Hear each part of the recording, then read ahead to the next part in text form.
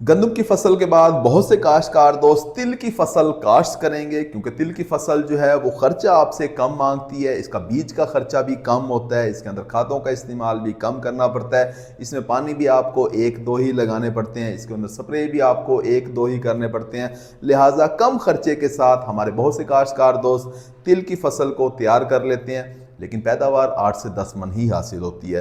थोड़ी सी अच्छी मैनेजमेंट कर लें, डीएपी खाद का इस्तेमाल कर लें, 2 से 3 स्प्रे कर लें, पानी सही वक्त के ऊपर लगा लें, तो आप 18 से 20 मन फी एकड़ पैदावार भी तिल की फसल से हासिल कर सकते हैं। बेहतरीन वैरायटी कौन सी है? देखिए, पिछले सालों के तजर्बात हमें ये बता रहे होते हैं कि अगर आप शाखदार वैरायटी काश्त करते हैं तिल की, तो इससे आप भरपूर पैदावार हासिल कर रहे होते हैं। वैरायटी की अगर बात की जाए तो TS3 वैरायटी को मैं समझता हूँ कि बेहतरीन वैरायटी है। पत्ता इसका बारीक होता है, कीड़ों का हमला कम होता है, इसके ऊपर बीमारियों का हमला भी कम होता है, इसका कद भी कोई बहुत ज़्यादा नहीं होता।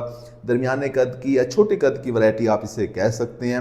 हमारे काश्तकार दोस्त अच्छी पैदावार हासिल कर सकते हैं अगर TS3 वैरायटी काश्त करें।